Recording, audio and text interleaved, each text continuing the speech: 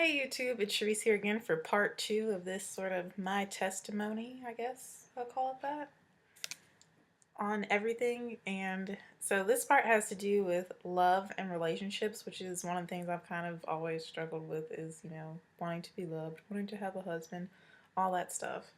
And wondering why it hasn't been happening. When I see all my friends getting married, why hasn't it happened for me yet? Like, what is wrong with me, There's nothing wrong with me, but the thoughts that we have as women. So the first verse I'm going to start off with is Matthew chapter 5, verse 6, and it says, "Happy are those whose greatest desire is to do what God requires. God will satisfy them fully."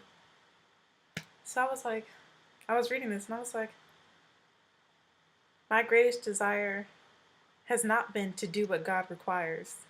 I've been selfishly trying to find somebody to be with or trying to make someone fit what I want in a husband and stuff like that. I've been trying to do it myself, and really I should just sit back and let God do it.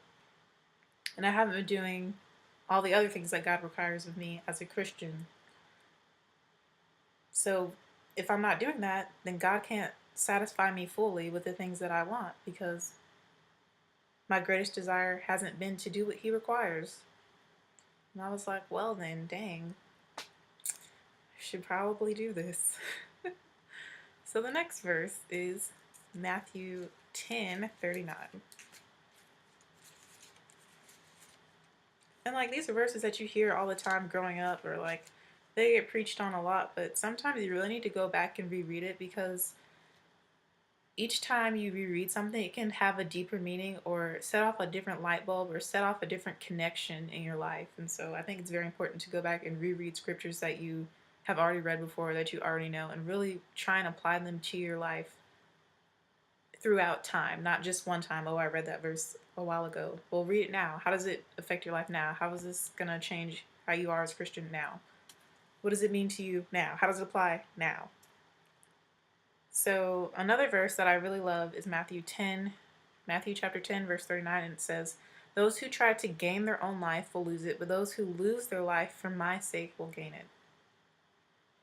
And this to me basically means fully trusting God with your life, not trying to make things happen yourself, but just allowing God to make things happen for you, having faith in Him, trusting that He will give you the things that you want if you're doing what He requires of you in His own timing, and things that are according to His will, because He ultimately knows what is best, and not everything that we want is what we need, and He knows that. We don't know it, but He knows. So just trust that if there's something you want, like I really want to get married one day. It's not happening right now. There's no man in my life that is eligible for that position, but I know that God has someone out there for me if I can lose my life to Him and let Him take control of that and not try and force it. And that goes for a lot of things in my life. So just really trusting God to let things happen for you if it's in His will for your life, and in His time. And that's another thing. Like, just be patient and let Him do it, because His way is always going to be better than our way. The next verse is a verse I read before, which is John 14:15, and I believe that's, "If you love me, you will obey my commandments." And the ways that I've been trying to, I guess, keep a man have not been in accordance with God's commandments, and I'm sure you can figure out what that means. So yeah, John 14:15. I'm pretty sure it's, "If you love me, you will obey my commandments." So if we're doing things that go against God's commandments to try and get what we want, it's not going to work. It's never going to work, and it's not going to happen. Which is why we need to lose our lives to Him, because if we try and do it on our own, if we try and do it on our own, it's not going to work. So the next verse is Luke 17:33.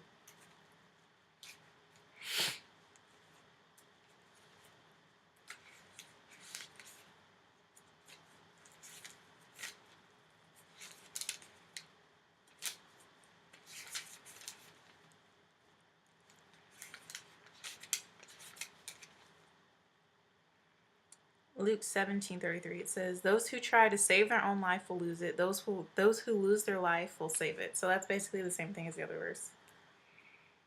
The next verse is Mark 8:35.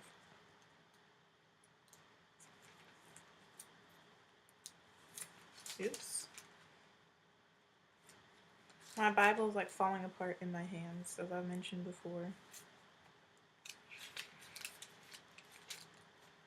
And it says, "For if you want to save your own life, you will lose it. But if you lose your life for me and for the gospel, you will save it." And then I'm going to go on to verse 36.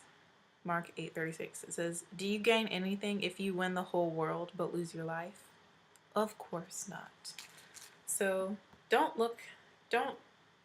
put your worldly desires over your spiritual desires, because it's going to cost you your salvation most often. Like greed, lust, those sorts of things will separate you from God, and could cause you to permanently be separated from Him.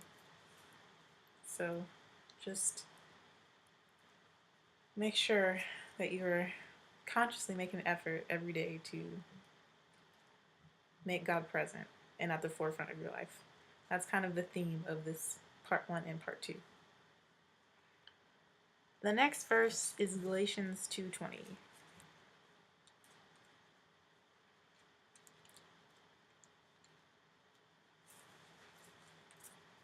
Which I'm having a hard time flipping to. And Galatians 2:20 says, "So that it is no longer I who live, but it is Christ who lives in me. This life that I live now, I live by faith in the Son of God who loved me and gave His life for me." That's pretty self-explanatory. Sometimes I really, really need to read that, because it is no longer I who live. So I need to kill what Charisse wants. I need to forget what Charisse wants and focus on what God wants for my life. And the more that I focus on doing what God requires of me, the more I focus on loving God, the more everything else that I really want will fall into place. Plain and simple. But I can't do it out of selfishness. I have to do it out of love for God. That's the big thing. That's the big key.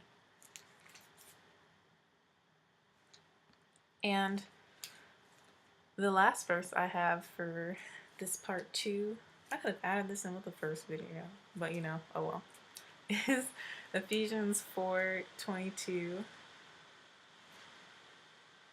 Ephesians chapter 4, verses 22 through 24.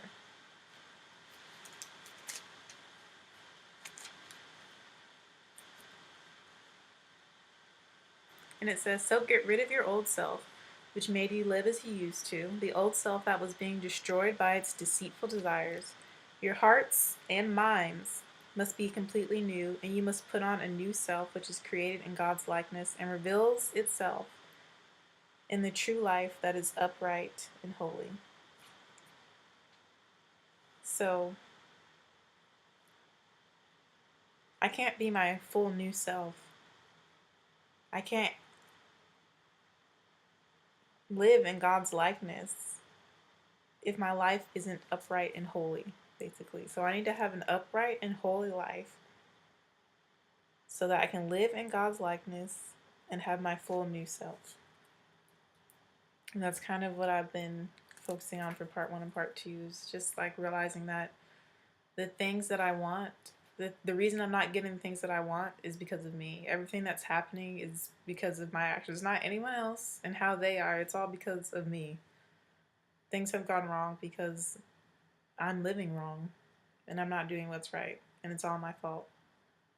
So really just taking accountability for your actions, realizing that it's not God being angry, it's not usually not other people being rude or whatever. Like, the things that are happening are because, 1, God knows what's best for your life, and 2, because you're not allowing God to be present in your life so that you can have peace and understanding when things don't go your way. So I know all of this was kind of confusing and sporadic, but literally I just had a list of random verses that were just setting off light bulbs in my mind. I just wanted to share those with you in case you're going through something similar, and just know that you're not alone. And yeah, if you have anything you want to share with me to help me make God more present in my life, or just to help me in general with all these things that I have going on, let me know. And I appreciate you watching, and I hope that this video has helped someone in some way. So yeah, that's all I have to say. Goodbye, YouTube.